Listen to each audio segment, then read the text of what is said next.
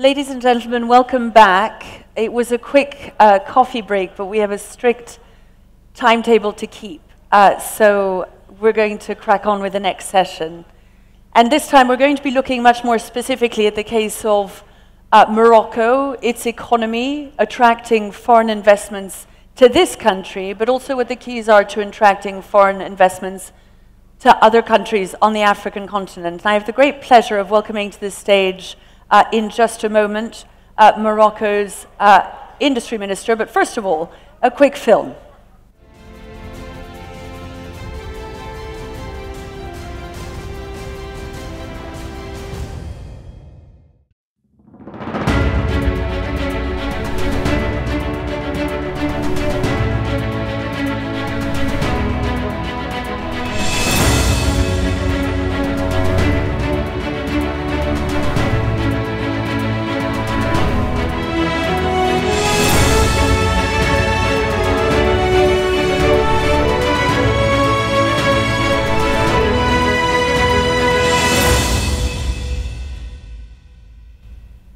And please join me in welcoming Riyad Mizour, who is Morocco's Minister for Industry and Trade.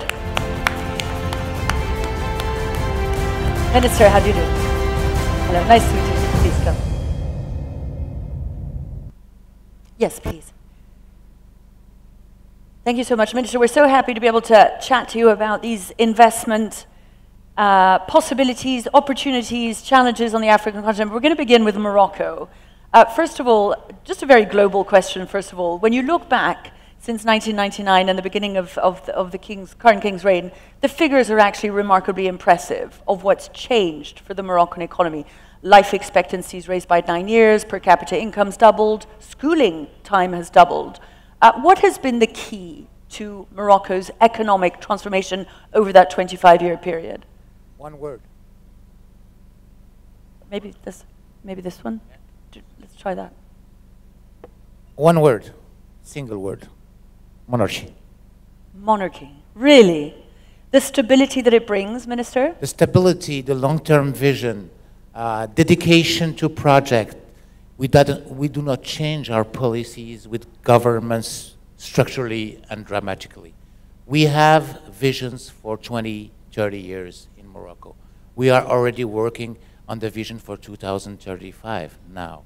So stability, vision, and dedication, hard work. So to be clear, we all know what's happening with the demography. We all know what will be our demography within 5, within 10, within 20 years in the continent. We knew that also in Morocco, and we had to prepare heavily to be able to sustain development and to maintain or to develop social ability to be a driver of this development. And of course that can be a key for so many countries on the continent. The demographics are in favor of expansion and growth. You have also, though, since you've been minister, really transformed the way Morocco operates, focusing on the development of the automotive industry, for instance, aeronautical, agribusiness. Tell us about that diversification, what drove it, and what it's brought. These sectors were chosen in 2005. That's why it's a long-term process. 2005, we decided to have a new industrial policy and a new industrial strategy. What do we need for that?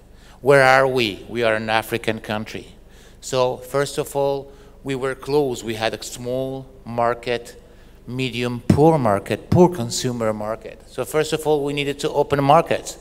So we signed free trade agreements with more than 100 countries to give access for investors to more than 2.3 or 2.4 billion consumers, first of all. Second, we needed to reduce our logistic costs because logistics is dramatic to access to African country. So he invested heavily in infrastructure. We had other needs. We had other needs in healthcare, in schooling, but we needed to attract more investors, to create more jobs, and to create more wealth. So we invested heavily in infrastructure. The example is the Tangimet port.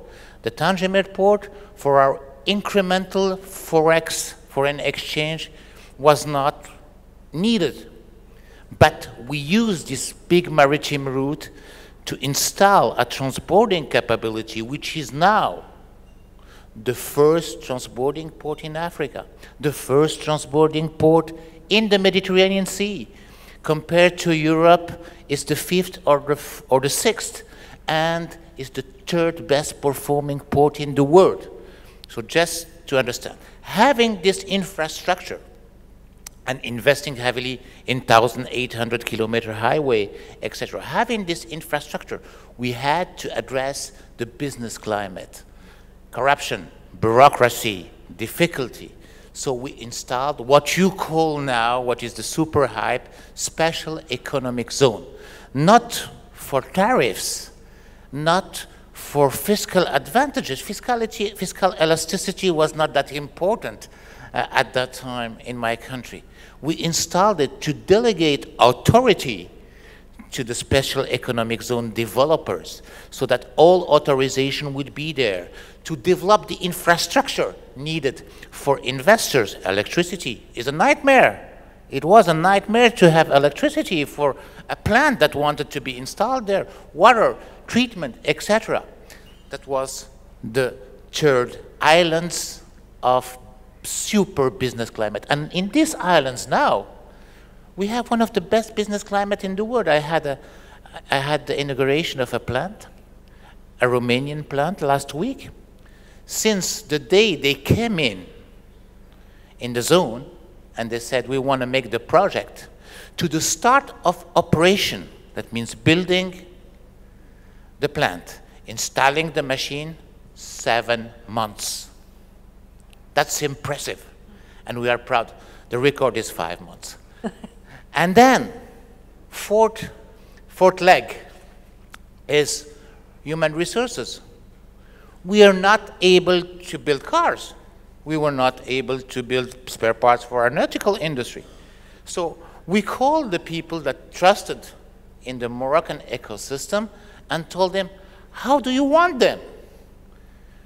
What competencies do you want them to have? What abilities do you want these people to have? Teach us how to train them. Let's select them together. Let's put training centers together. We're going to pay for it, and you operate them. And then we started to have perfect resources, perfect productivity. And now, productiveness, when we have multinational companies, they are in Morocco in a new operation, in a new sector, we don't know. We never had to work in this area. It takes 4 months and 12 days to be in the average of all the plants all over the world, and a few hours over 8 months to be in the top 3 in terms of quality and productiveness. So we are proud of that too. Fifth, which is more important, you attract, but you need to densify. You need to build ecosystems. You need to make them work together. You need to implant the industry and make it live and increase its productiveness. So we worked on ecosystems. So we went to plants, or to investors that are there. Who are your suppliers? Who are your customers? Who are your side industries in the complexity map, so that we can densify, and we have more than 55 ecosystems and building an ecosystem every month. So this is more or less how we did it. It's a really impressive record. I'd like you to tell us a little bit more specifically about the automotive industry now. One of the remarkable areas of growth for Morocco has been its capacity to build cars for a number of different brands. How did that come about? What did it involve, and what was the key to successfully developing that? And you're going to need a lot more investment to continue growing it. What's your plan? Well, first of all, key, still the same word, monarchy. So we have an ambitious king that convinced the first OEM to install the plant in Morocco. And we did everything to attract the first OEM, even co-invested, and prepared everything to be able to attract this first OEM. Once we attracted him, we wanted to make sure it is a success. So we did what it takes so that it will be a success. And we attracted the ecosystem. So we have now more than 250 suppliers in the ecosystem. Integration rate in Morocco, that means the value of the parts that are built in Morocco that enter into a car will reach 69%. 69%. And this is what makes our competitiveness. And now in the car manufacturing, our competitiveness is at the same level compared to China. We are in the same level compared to China here in Morocco, and we are proud of that. So what is the future? 700,000 capacity, 700,000 cars capacity per year. Next year, it's undergoing. We will reach the 1 million. So we have 300,000 capacity under construction now. That means the capacity of a country which is internationally known as a car producer like Italy. In the coming 4 years, we will reach 1.4 million. And we aim, we hope, this is what is planned, already planned, signed, and ongoing. And our target is to reach the 2 million by 2030. This is for the car construction. Then we have the transition to EV. And we are building the complete value chain for EV. That means going from gigafactories, which you hear about, which is assembly to make cells and modules. But we also we will produce, by the end of this year, in the next few weeks, the first Moroccan cathode. Just to give you an example, the battery represents between 30% and 40% of the value of a car. The cathode only represents 40% of the value of the battery. And we will have the complete value chain from the chemical to the car. And you have probably 5, 6 countries in the world that has this value chain. So we'll produce the first cathode, the first anode, the electrolytes, the separators, and the assembly and the car. Is that the sort of virtuous cycle that is created? You attract these investments, you become a hub for the automotive industry, and then you become an innovator in the automotive industry. Is it about the training of your own people, the formation, the fact that people become specialized in this? Our people are our key assets, and it's true in terms of innovation. We had a transformation too. When we signed with Stellantis to double their capacity, we told them, my predecessor told them, okay, we do not only have hands, Moroccans have also brains. We will not commit, but we will put an additional line. It was in 2017. We will put an additional line that by year 2023, we will work together on develop a team of 1,500 engineers that will work on R&D for you. By the end of 2023, we'll reach 4,500 that were working for Stellantis and a community of 10,000 engineers working for R&D in automotive. We are designing now for all the brands, English brands, German brands, American brands, here in Morocco, in Casablanca, or in Rabat, or in Fez, or in Kenitra. And our designer won, I can say it, won some competition against Pininfarina, and I'm very proud of that. It's really impressive. Do tell us, Minister, you mentioned the ecological transition in the shape of electric vehicles. Morocco is one of the countries also facing challenges as a result of climate change. You've had a series of droughts. 2022, I understand, was a particularly difficult year where water scarcity was such that it was about drinking water. So this is a priority for your country as it is for others. How much of an opportunity do you represent that move towards the green transition represents for your country? Well, if I'm looking about the global management, Morocco has always faced in his history, long history, difficulty to access to water. So we have a water management system that is evolving. We are going to desalinization, as you know, big programs. We have now a capacity for desalinization of 200, between 2 and 300. We have a 80 million cubic meter that will start operation or started operation in these last days. So let's say 300 million cubic meter a year. And our aim is to reach 1.7 billion a year by 2027. So a lot of projects with a lot of stations everywhere, a lot of opportunities for the industry. So the industry is working heavily to support access to drink and agricultural water for the people here. The second is, as an industry, as a pure player in the manufacturing sector, it's an advantage for me. It's a real advantage because I'm one of the most competitive countries in the world to produce renewable energy. So who were my competitors before? My competitors were people that had access to hydrocarbon at a low price, that had gas at a lower price, that has oil at a lower price, and they were subsidizing their industry. Their industry were having this energy, be it direct to heat or electricity at a very low price. And I was importing it, and I'm still importing it, and paying it at the normal market price. So these are my competitors. Now I'm able, with the advantage my country has in terms of wind, sun, available land, etc., to produce renewable energy at a lower price and have a better access to markets. So it's music to my ears. So you expect to be an ever greater producer and exporter of these renewables going forward? Absolutely, absolutely. We're not expecting, we are working on it.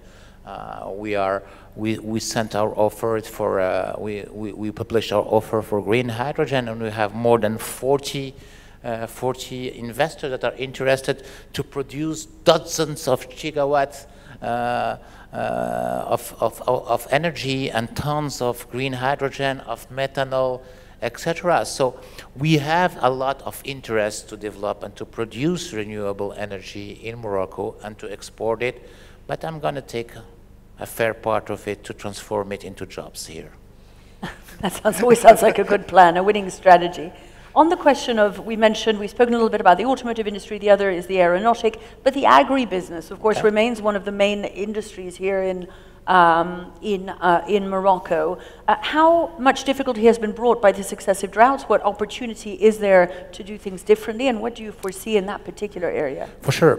One of the key driver of our industry is the transformation and the valorization of our natural assets, be it in the agribusiness or in the mining business. By the way, Morocco is one of the most important producer of fertilizer based on phosphates, having a market share of almost 40% of it, world market share.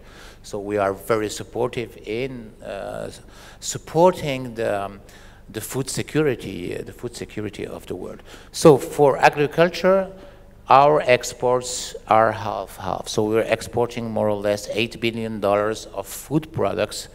Half of it are natural products and half of it are transformed products. So we allocate our water as good as we can, depending on the internal needs and the capacity to give water to agriculture, which is really strictly and heavily managed, particularly in drought period. We are making the transition to have more access to water with this desalinization project and the water transfer project. You know, we have a set of more of 200 dams in the country. And we have a concentration of rain in the north of the country. We are producing also these desalinization units all over the country. And the idea is to continue to produce water based on renewable energy, to feed these dams, and to connect these dams with each other so that we can balance the access to water all over the country, and we can have a more manageable water resources and water access. And then based on that, based on this water map and water access map, we make the land allocation and the crop allocation so that they can the farmer can produce with minimum risks. So we started off this session by talking about the importance of political stability, the monarchy here in Morocco. Of course, not all countries have that. The question of the political environment inside, what do you believe, Minister, are the keys for attracting those investment flows at that critical point when a developing country's economy is hoping to take off and function differently ahead toward a more sustainable green transition, for instance? What's the key? I don't have a magic formula for everyone, but what I know from investors is that, first of all, you need to know who you are.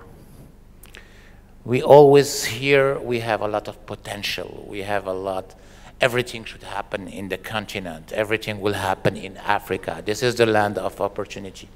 But we cannot tackle and face the problem and bridge the gap with these investors if we don't know what our weaknesses are. And I started with our weaknesses when I started up discussing about how should we implement, how we implemented the industrial strategy. It was a 20 and 25 years work. And to see, I'm isolated, I need to open a market. I don't have infrastructure to access, logistics is too high, I need to reduce the cost of logistics. I have corruption and bureaucracy, I need to build. If I'm not correcting it, it will take me 2 generations, but I need to create islands of a business climate that are perfect. My resources are not skilled enough, I need to train them the right way and to accept that other people will train them. So we need to look at ourselves with a clear and honest view and tackle each issue one by one. I think for me, this is what made our success in this sector. Sometimes it's difficult to look our faults in the eye, but I hear that that could be a key. You mentioned earlier, and you alluded to them there, these industrial hubs, these economic areas that you were one of the first to create here on the African continent in Morocco, these sort of free economic zones.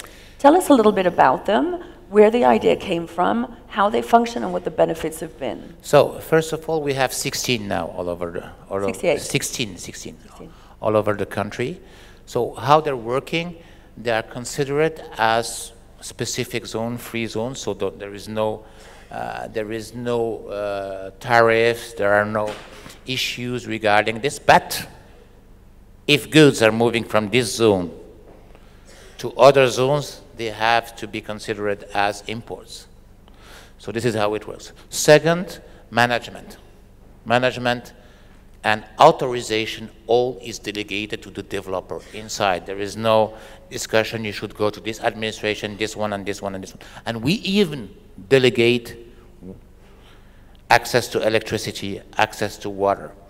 So everything is made based on a contract between the government and the developer. We provide the land at a very low price, and then we manage to have the right market price, which is in the contract, between the government and the developer, and we know at what price he will sell to the investor. Second, he's not authorized to sell to anyone. We have a commission because he has some industry that he should accept, other he should not. We have a commission that decide that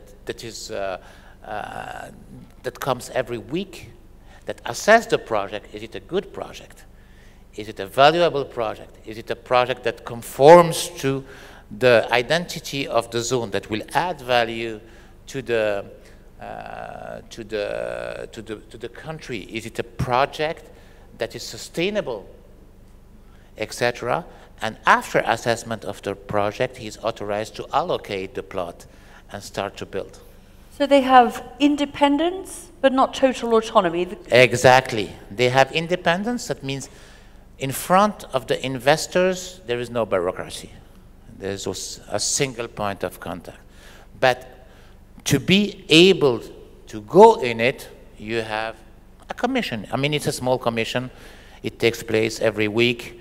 it's fast, and when you have a problem, when there is a problem, that means there is something we should correct with the investor, and we act directly and quickly. And what is it about them that has helped with the economic growth of Morocco so much? What is their role? What has their benefit been? Innovation, incentive? First of all, is how quick they are to set up a project. I mean, let's look about what happened in Ukraine. What happened in Ukraine, we had a lot of industries that needed to localize somewhere else to be able to serve their consumers. They were looking for other parts of the world. But when you come in Morocco and you can set up a plant within 5 months, and you have the resources at the same time, you have the training facility, you have everything, and you know you can do it. We have the proof of concepts. It's not anymore a concept, it's a reality. So they trust you more, so it attracts more investors. Second, it's an aggregation of competency, of services. So that means shared services are there. They know how to do. It's an aggregation of all logistic services that are there. It's an aggregation of all training services that are there, etc. So it's an aggregation, like the complexity that grows, of many, many, many shared competencies and abilities that work together and create more value. Fascinating. Minister, I'd like to move on to this sort of global political atmosphere. There are many countries that are looking ahead to Trump 2.0 and wondering about America first, tariffs, trade wars. How do you feel as a country, first of all, Morocco looking ahead? I know you've got a particular relationship with the United States. And then as a sort of second question, how do you believe the African continent may be impacted or might respond? You know, in Morocco, we deeply love President Trump, because under his presidency, his former presidency, he recognized the sovereignty of my country, of the southern province, and we are proud of that. And so we are in love with this president. So we are not afraid. We are a country, a developing country. We adjust our navigation based on reality. So the most we can do is to understand this reality, look where the wind goes, and try to adjust ourselves to be the most possible performing country. You're not worried of trade wars. I suppose they can also bring opportunities. We are living trade wars since 20 years, and we are adjusting our policies according to these trade wars. We are living a shift in the production. We lived 20 years ago a shift in the production in Asia and even from Morocco, and we adjusted ourselves, and we are continuously adjusting ourselves to take the maximum advantage of what's happening in the world. And your economy is presumably, Minister, particularly poised to resist any contrary global trade winds. We are not in this position anymore. We are ready to resist, but we are not in this position anymore. We want to take profit of any change, of any movement. Minister, looking ahead then to the next part of your strategy, we've been talking in earlier panels about the particular geographic strength of Morocco, positioned as it is so close to Europe and within the African continent, its economic strength, which you've achieved so far already. What do you see going forward as Morocco's role in terms of the African continent's continued development? And again, attracting investments that the continent can continue to grow? So regarding Morocco, our target is simple: multiply by 3 our export in the next 5 years, and continue to develop our integration in different parts of the country. So we're having the Tangier development. Now we're having a new big port in Nador that will be in operation next year, and we will make the same, I hope, the same growth in this region. And then after that, right after that, the Dakhla port is coming in 2027, and this will be the door to the Atlantic for all African countries, and our main asset for the Atlantic integration. So we work heavily on the Atlantic integration. As you know, we have this vision of the gazoduct that is taking place between Nigeria and Morocco. It's not only a transfer of energy. Believe me, it has 13 stations, substations in each country. What does it mean? It means access to energy in each country. It means development of electricity capability production in each country.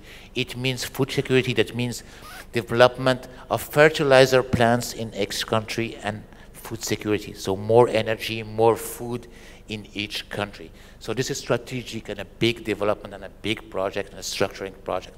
Then we have the complete integration in the Atlantic, which is very important for us, and we're trying to build the logistic and the maritime logistic to integrate all these Atlantic parts of Africa. Then we have the access of the inland country, the Sahel country, to the Atlantic, to secure it and to build corridors. So we have propositions, and we worked on these corridors to develop this access to the Atlantic. So our king has a complete vision for this integration, and we will work hard to put it in place. Yeah, Mizul, thank you very much indeed for your insights. Thank you.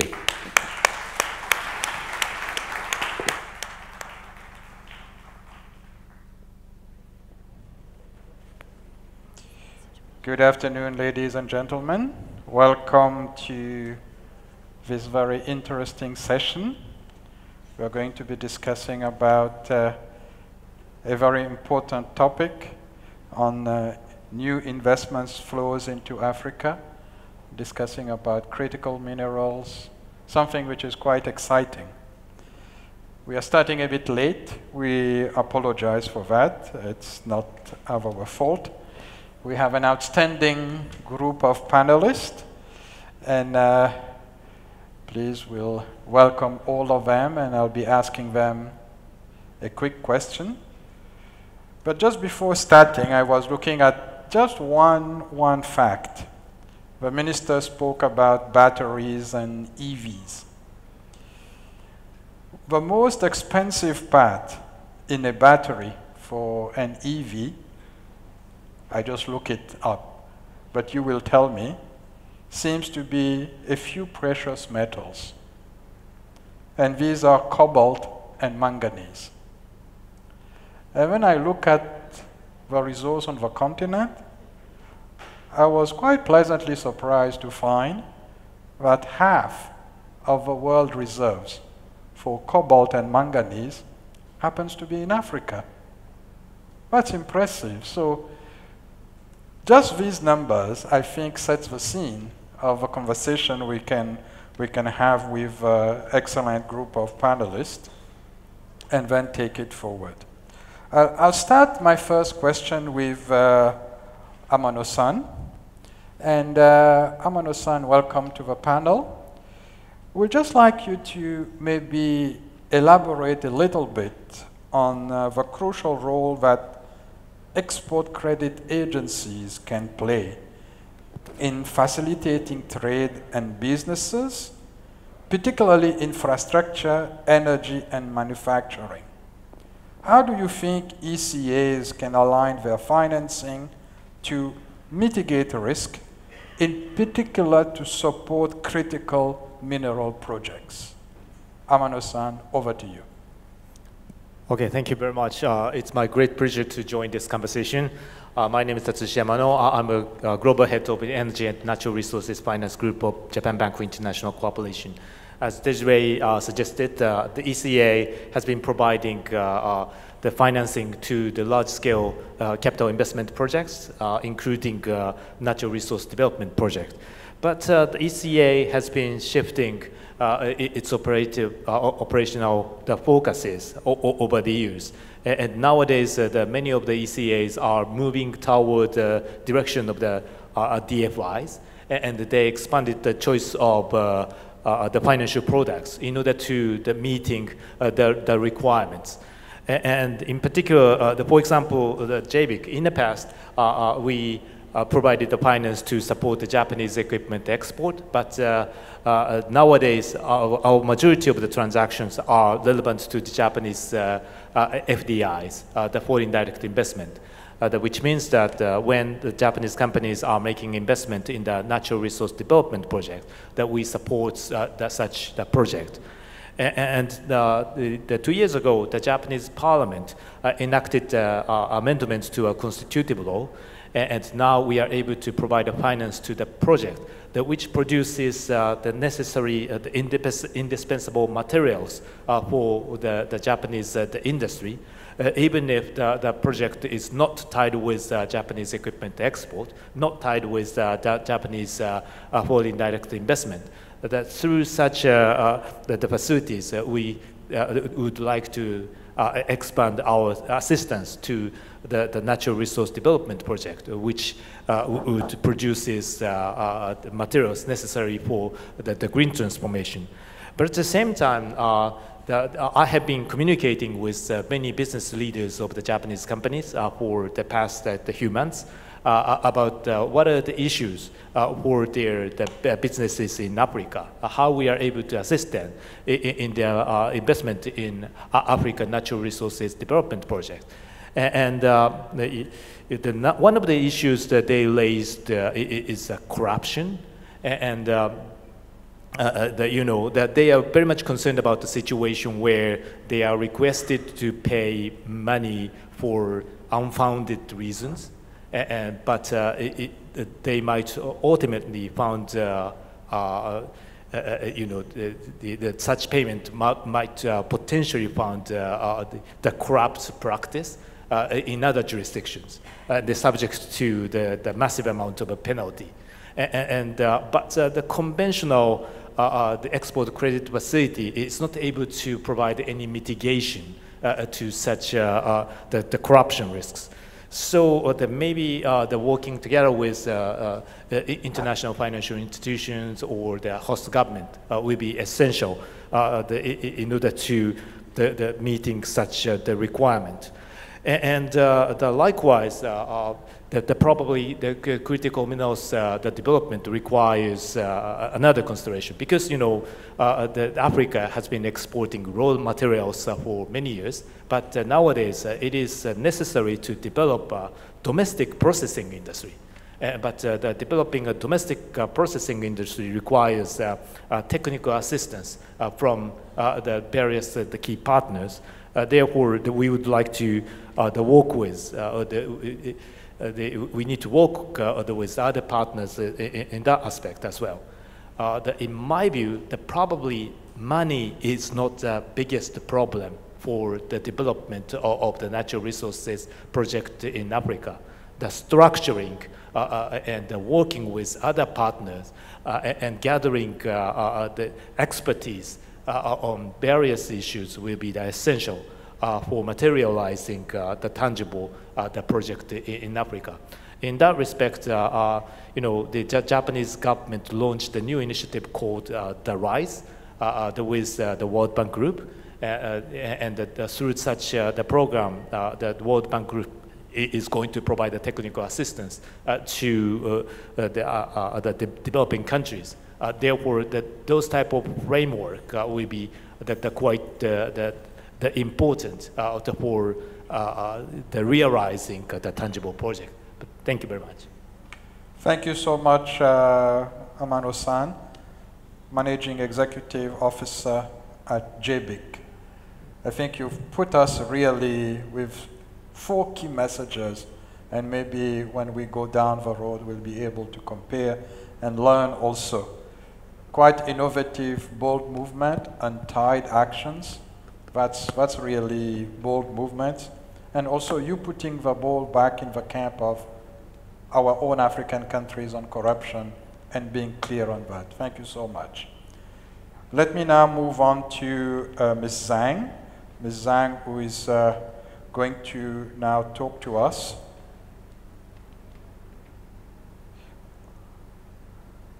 It's always this time when my iPad freezes, but now it's back. On developing partnerships, how, in that particular space, partnerships are quite important.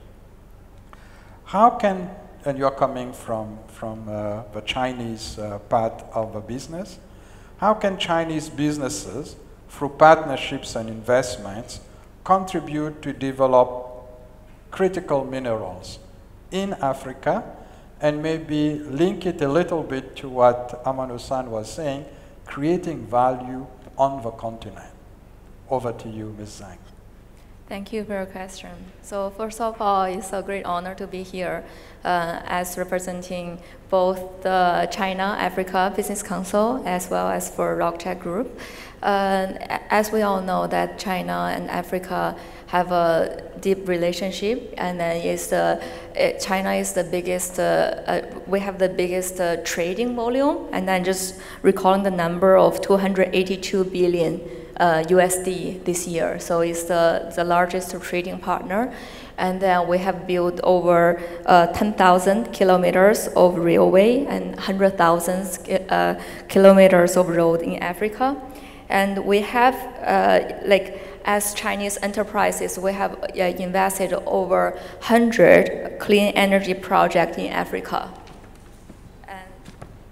And as you know, we're talking about the battery, lithium battery will export to Africa with a growth of 109%, over 100%. And we have export a new energy vehicle to Africa increased by 291%. So that's kind of explains the fast, rapid growth. And as for the China-Africa Business Council, we have 3,200 members, where covers 8 industries in Africa. And we have a total investment of 20 billion, already creating 1.6 billion jobs, like accumulatively in the past year. So that's kind of the background information about China and the council. And then also, so from now on, I'll share a little bit about our company, RockChat Group, which is is the largest private enterprise in the city of Tianjin.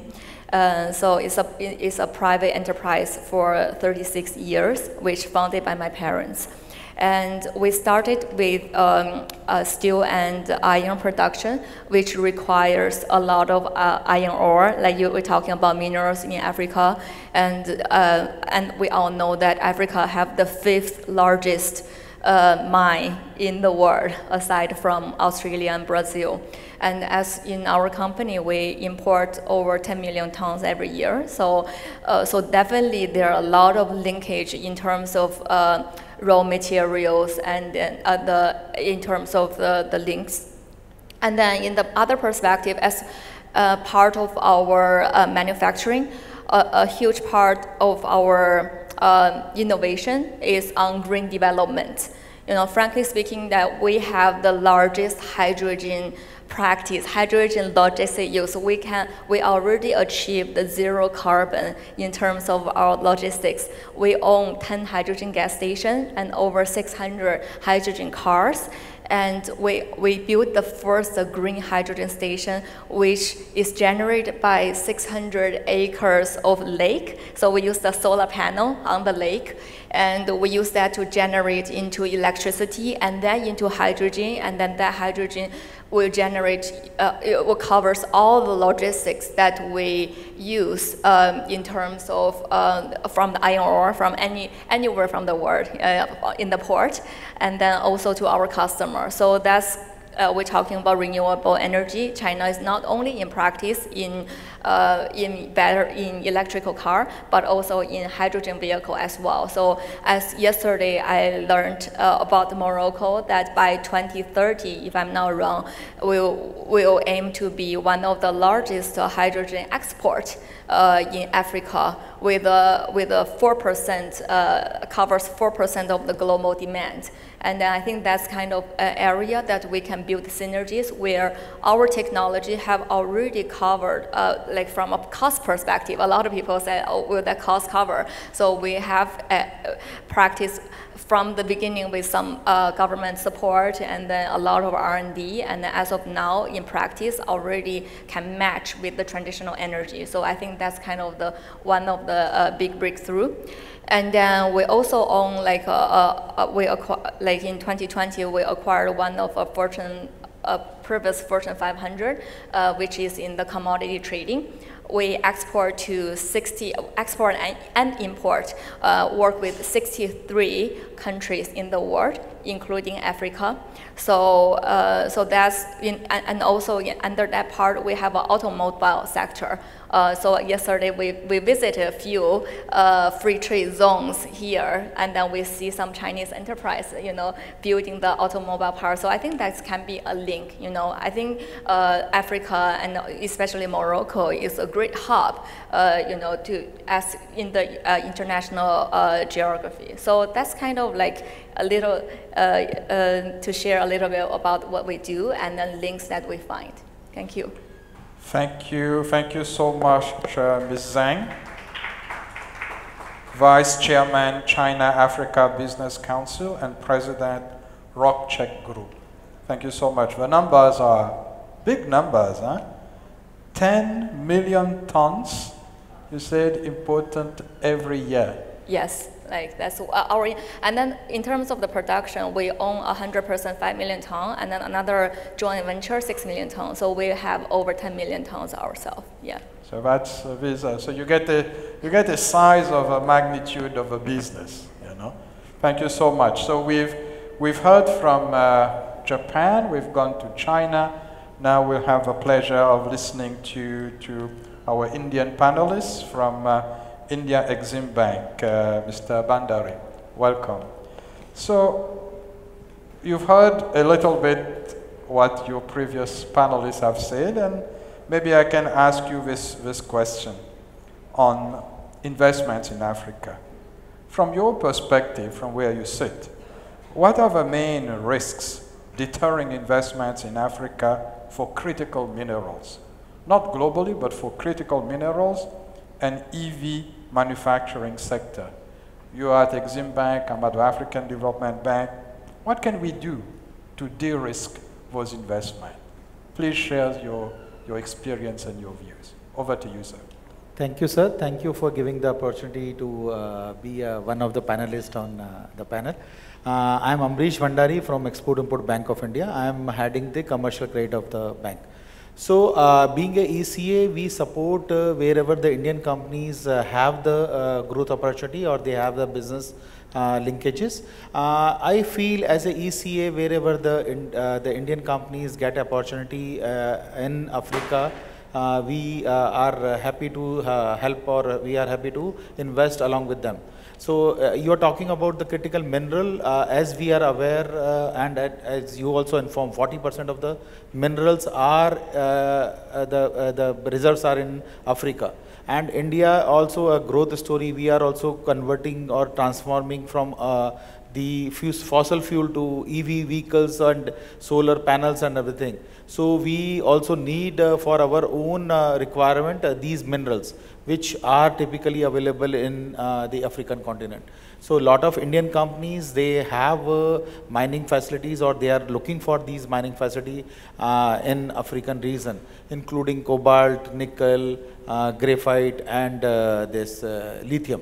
And lithium iron is the main component for the EV batteries. So whenever there is a Indian investment to the continent, we support these companies. If I just, it's not too big as whatever the China is there, but as on 30th September, we have invested in 78 ventures for the Indian companies in 13 African countries with a total investment of $780 million. And as on 30th September, we have 44 renewable the plants which are supported by Exim Bank, which are under development or it's partially developed and operationalized. And some of the notable solar, this thing is solar mini grid at the hospital of Nigeria, the street lighting system in Nigeria, then solar panel in Mauritius. We have also supported rapid rail system in Mauritius. Is done by Indian entity, EPC company was there. Along with this, a lot of transmission companies are there who are actively involved in doing the project in Africa. So other than this, in the solar side, we have given a line to DR Congo. Then we have given a line to IBID for the solar projects. Nigeria, Mauritius, Togo, Mozambique, then Malawi. These are the other countries where we are actively looking for the projects. We have already given some lines, and if I just give an example, we have not only on the transmission on power, we are on the social side of the development also for the African region. We have given facility for decongestion of road transport. We have given this in Cote d'Ivoire, we have given a water supply contract. We have given loan to Kenya for their textile textile industry development. We have given other facilities also. Wherever the Indian companies get a contract, we are happy to do. And recently in Morocco also, one of the Indian company is doing the water salination plant. They are developing a plant nearby the port, and we have given non-funded facility. So being a ECA, we support Indian companies getting a contract overseas, and if any contracts are there where AFDB feel we can collaborate and Indian components are there, we are happy to partnership with the AFDB, and we are jointly we can fund the project also. Thank you. Thank you so much. I'm sure.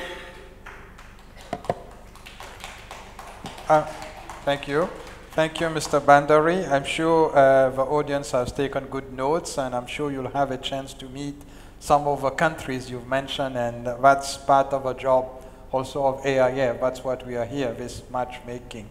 So thank you so much. And again, 78, the numbers 780 million and 78 ventures. These are quite sizable. So thank you for that.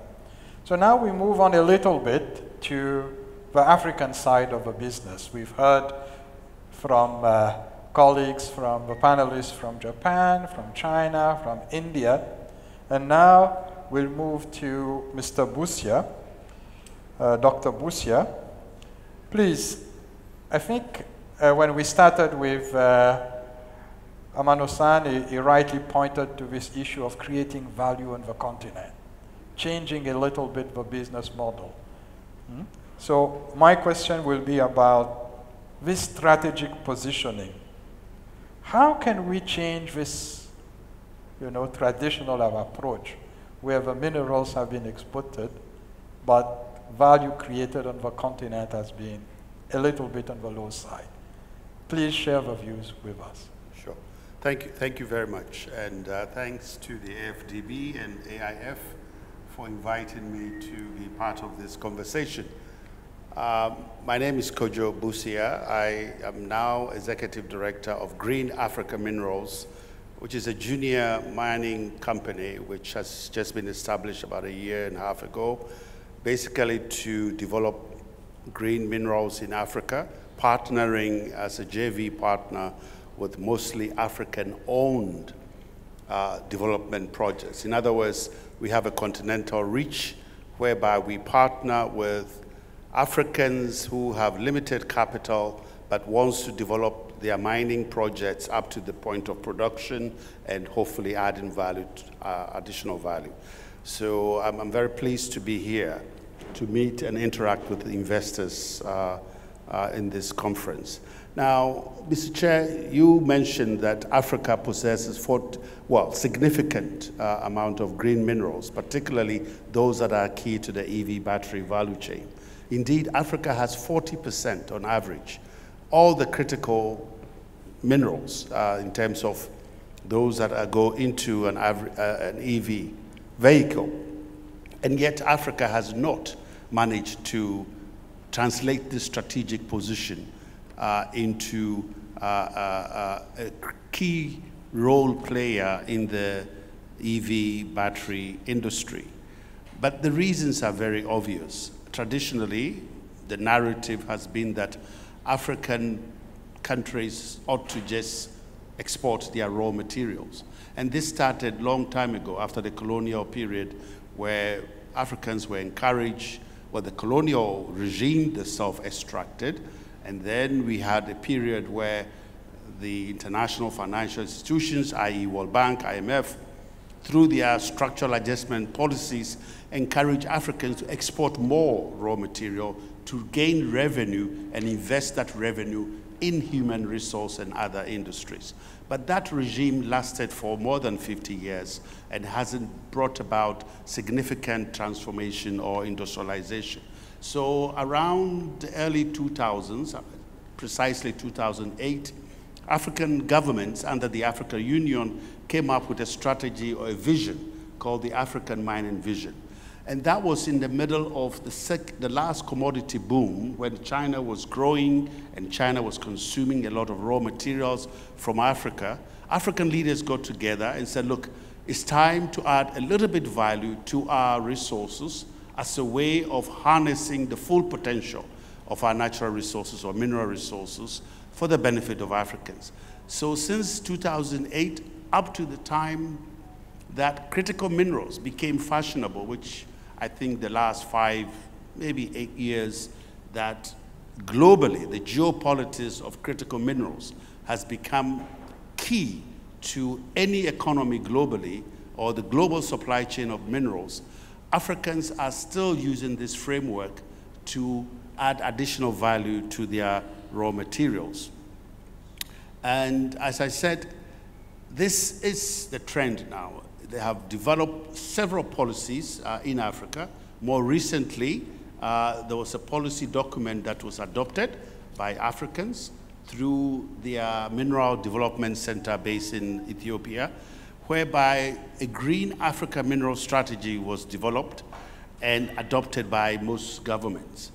And there are key, sort of 4 key components of this. The first is the policy incentives that are required to encourage investments in Africa in the first place. We heard the Moroccan minister talk a lot about attracting investments, and governments are now aggressively attracting those kinds of investments, providing fiscal incentives, infrastructure investment, all of that. The second is skills development. You cannot develop a mining, a value-adding mineral industry, particularly in the EV battery, if you don't have the critical skills. So African governments are now investing through research, development, and training of the relevant skills. And then, of course, building regional value chains, whereby countries cooperate, making sure that they specialize in different components of the battery mineral industry. For example, Zambia and DRC recently came up with a regional hub to develop the battery, precursor batteries, particularly lithium and nickel and other components of the cathode aspect of the EV battery. And that is a key strategy that most countries are now adopting. Finally, governments have also been talking about stewardship, environmental stewardship, and other ESG, social and governance issues. But the key component of this strategy is how do you domesticate the value chain? How do Africans develop the necessary prerequisite to domesticate the entire battery value chain? We know that mining, of course, the second stage being smelting, refining, all those, traditionally, Africans have been doing that. But the most critical stage is a midstream, the precursor battery production, the cell development of the battery cells, but also assembly of the battery cells. And hopefully, eventually, the EV assembly that some countries, including Morocco, is now transitioning into. But for the majority of African countries, it is the cell production, the cell assembly, and of course, eventually EV production. Now, there are several partnership models that could help with those countries that have the technology, have the capital, to be able to participate in this midstream value chain that is critical. And of course, some of the colleagues will talk specifically about that. But essentially, I think there's a need for JV partnerships, particularly between the OEMs globally that are in the tail end of the value chain, to partner with African mining companies or companies that are operating in Africa to sort of scale up the value chain. And that has involved, for example, an OEM setting up a chemical production and hopefully a cell production for their particular brand or model of vehicles that can be assembled also in Africa. And some of that is already happening, as we see in other countries. So these are some of the strategies that African countries are now adopting. And I think in the next few years, maybe 10, 15 years, we hope to see that. This is happening in Latin America, whereby you see BYD, Cartel, all of them are partnering with local industry, providing technology transfer, knowledge transfer, skill development that eventually will spill off industries that are critical to the mining industry. It is clear that Africans are not going to go back to the raw material export regime and now want to add more value. So with that, I think I will end here, and perhaps colleagues can add to that.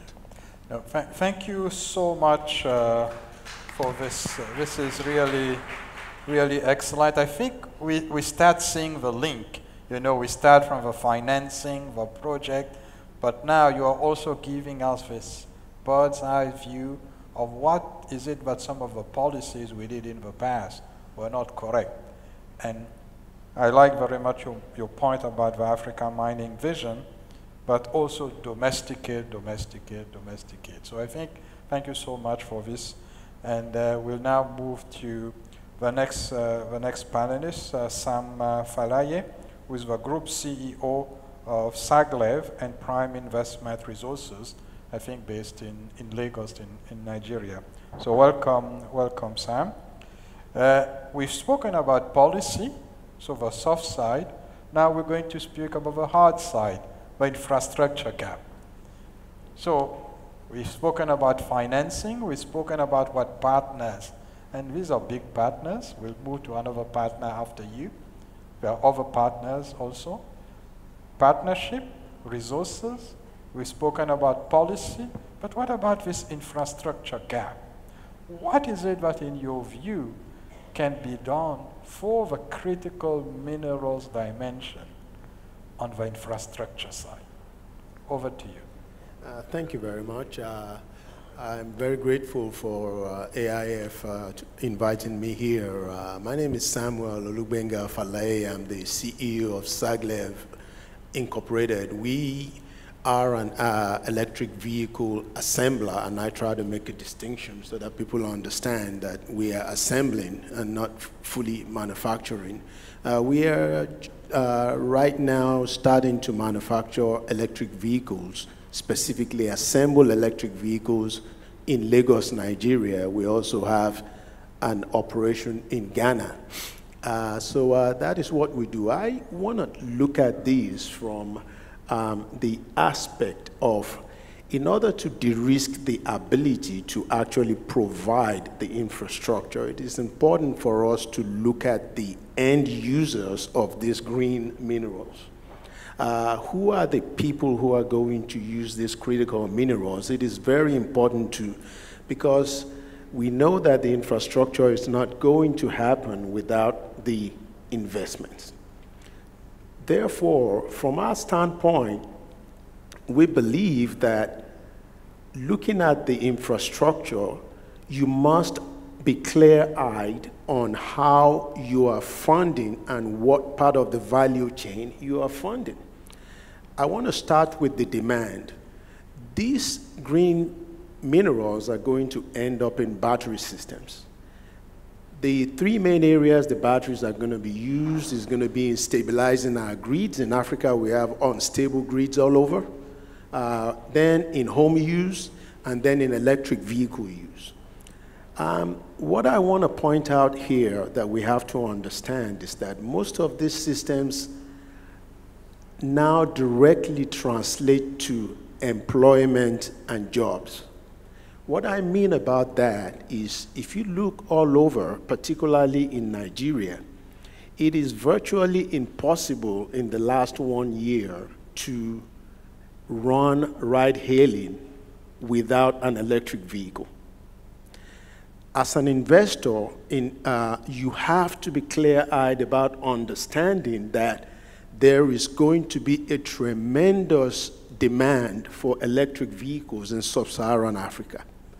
So the largest population or largest populated country has a situation where you have over 6,000 ride-hailing drivers who cannot work. So I'm looking at this from the perspective of, for you to target your investment to create that infrastructure, you really have to understand where in the value chain am I applying the money and what problem am I solving. So that's a very important thing, and that's what we are seeing. That is why for us, we have decided we must manufacture here, we must keep the pricing low, and we must be able to deliver these jobs.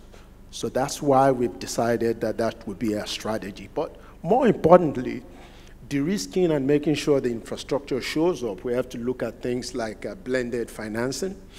For instance, what we are finding out is the demand is there, it is very strong. You would not imagine when we meet with drivers, they want an electric vehicle last year, not tomorrow, last year. However, the gap in funding is very tremendous. We already have partnerships that allow us to get electric vehicle SKD, CKD to manufacture. So we already have a lot of the infrastructure there, but the funding gap to fund electric vehicle buyers is just absent. And that is because the industry is changing so fast that the funders are not realizing that, look, this is an area where we have to put money in. We have to fund the buyers of these electric vehicles. Now, funding is doing well for solar, but mobility is the engine of any economy. These people don't move around. Every dollar you have invested in infrastructure is simply not going to be effective. So, you know, blended financing, concessional financing, guarantees are highly important, but we have to be able to fund buyers of these vehicles. Insurance mechanism has to be strong because, you know, I listened to the president, President Adeyemi, who mentioned default rate in Africa is 1.9%. It is the lowest, but when you talk to financiers, you are left with this opinion that default rate is high in Africa. So we in the electric vehicle manufacturing industry need financiers to come on board and finance buyers of electric vehicles. So PPPs are important to de-risk the ability to get the infrastructure. Regional corridors, people have talked about all these, integrated planning, industrial clusters. One thing I want to quickly mention, our time is fast spent. If you are a funder and you are a financer, you are ECA, you are already involved in funding something in agriculture, in agribusiness, in farming, in a cluster. Please look into the green economy. Please look into the green minerals and go ahead and fund something in that location so that they can share power, they can share services, they can share specialties, they can share technical knowledge. These are the strategies that are going to help us to achieve the infrastructure that we need for this ecosystem. And the way I like to look at it, it's an ecosystem. So our time is spent. I will stop here, but these are some of the things that come to mind. Thank you so much. Again, excellent points on having a cluster approach, but your strong point on the demand side of the business. I think that's also very important. Those of us who've been recently to Kenya see what's happening on the electric vehicles market, and if you have time, go to the Medina here and you see some of those blue electric scooters going all around. So quite amazing, and I cannot agree more with you. Thank you so much. We now go to Ms. Kim from Korea, South Africa Chamber of Commerce, if I'm not mistaken. And we'll talk about the private investor side of the business. So how do you think the private sector can contribute to the development of critical mineral value chains in Africa? But coming from Korea, maybe you can tell us a little bit from the Korean side of that question. Over to you, Ms. Kim. Thank you. It's my absolute pleasure to be here. As mentioned, I serve as Director of Corporate Relations at South African Chamber of Commerce, but my full-time job is as a lawyer at a major law firm in Korea, serving clients, expanding into Korean clients, expanding into Africa. So in those two capacities, I have looked at all the Korean companies and Korean government, how they see Africa and the potential. So to begin, maybe Korea is lesser known partner than Japan or China or India. So if I can just step back and talk about Korea a little bit, maybe some of you know, we were one of the poorest countries in the 60s. We were ODA fund recipient in the 60s, and we were the first country to become an ODA giver donor in the early 20s. So we really come from a unique background, having experienced an immense growth in economic capacity. So the reason that we've done that is through manufacturing and our exports, and we still rely heavily on our manufacturing. 27% of our economy is based on manufacturing, which is double other OECD countries. So that means that we are doubly susceptible to supply chain issues. So when we had COVID and supply chain issues in 2022, the Korean government and Korean companies really took it seriously, and especially the companies that's in the manufacturing. So the major four sectors are auto, semiconductors, steel, and shipping. So that in terms of company names, the Hyundais, the Kias, Samsung, LG, SK, the makers of EV batteries, the cathode makers, the anode makers, and the full EV battery makers are looking at this space very carefully. So you probably have seen, POSCO International investing into graphite mine in Tanzania. Some of the LG Chem and LG Ensol are looking at investing in joint venture form with, I think, Chinese companies in Morocco. Samsung SDI also is looking at partnering with a Chinese company and setting up a facility in Morocco. So there are these companies that's looking at this space very carefully. Having said that, they are soft players, I would still say. As mentioned previously, they go with a joint venture with other significant partners from Japan or China.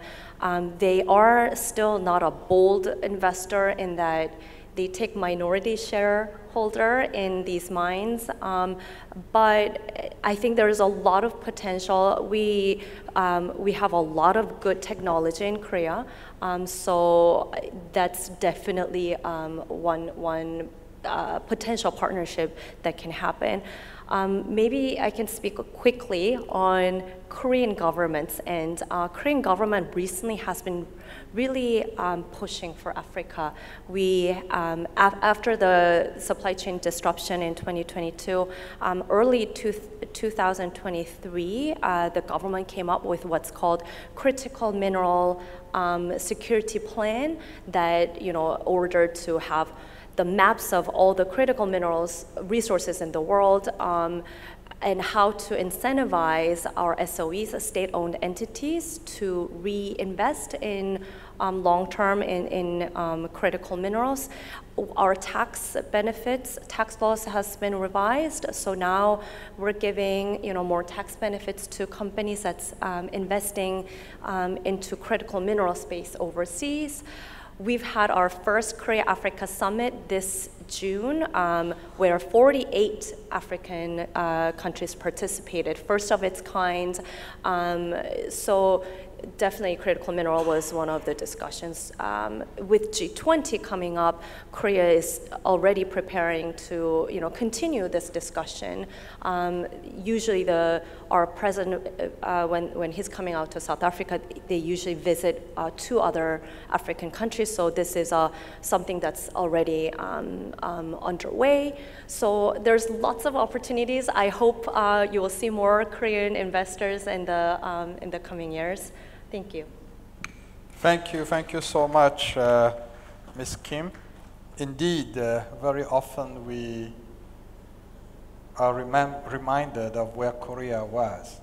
And those of us Africans on the panel, it's a little bit of a pain in the heart for us, because we know that we should have been there. And we hope that now this change in the partnership will catch up. And why not become leaders as you became leaders? So thank you so much for that. So this is deeply appreciated. So members of our audience, I think you've heard outstanding views from the panelists, spanning the hard side, the investment side.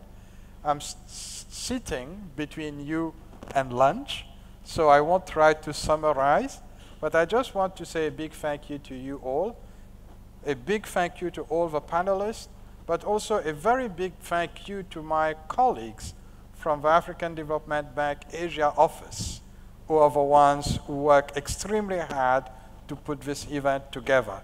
So please join me in congratulating them and thanking them, as well as the Executive Director representing Japan at the African Development Bank for an outstanding job.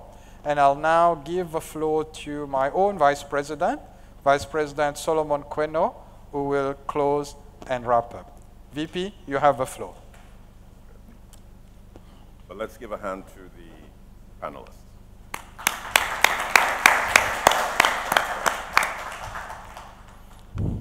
So thank you very much. I'm just going to make some closing remarks. What was prepared for me here is extensive, but I'm going to just juxtapose what I've heard. So first of all, this was a great discussion. We've heard this from several quarters. Thank you very much, Desiree, also for your powerful moderation. So I'm not going to really talk about everything I heard.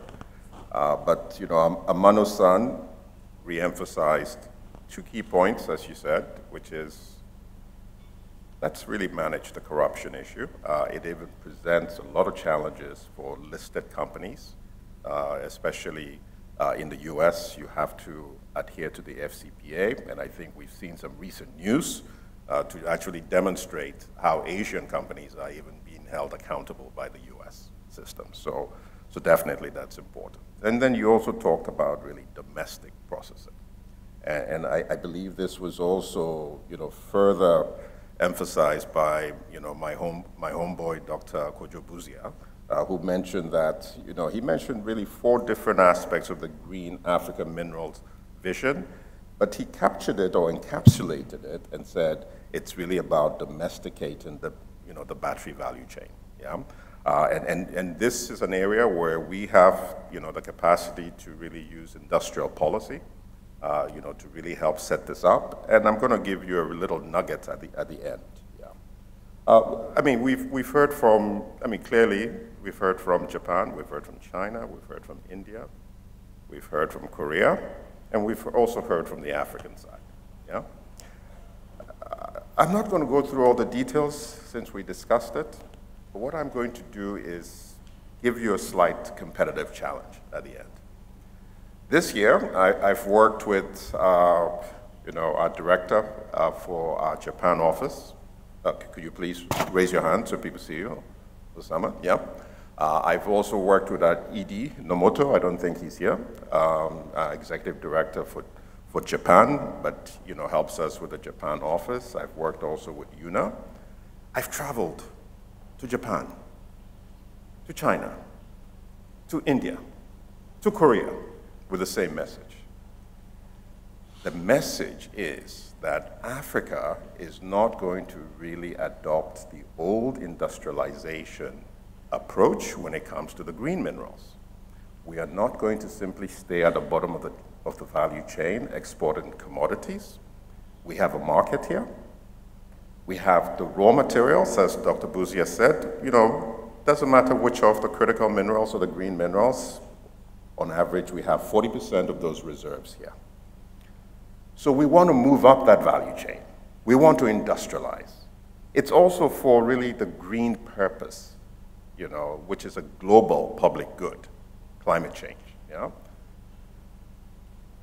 But we also realize we have to partner. So it's part of the reason we're creating the Lobito Corridor. I think I see my ED Ngimbi from Angola there. We're really supporting the Lobito Corridor. Yes, we understand that it would also extract commodities, but we're saying that all of it doesn't have to really go out in commodity form. So we are ready as the African Development Bank, and I've been having a similar conversation with Smiler of AFC and also Admasu Tades of DDB Bank. We are ready as African institutions to aggressively support value addition in the battery, energy, and EV chain, and we're creating a competitive environment and leveraging really the words of the minister from Morocco. We'll create the island, have the right infrastructure, have the right policy incentives. We will put equity, we will raise the debt, but we want to do this smartly. So maybe as battery precursors, it's not going to be immediately electric vehicles, right? So to our partners, our JV partners from Japan, China, India, Korea, I put the challenge before you. We will be there as partners. The AIF partners will be there because we have to change the industrialization approach for the green minerals, especially. Thank you very much.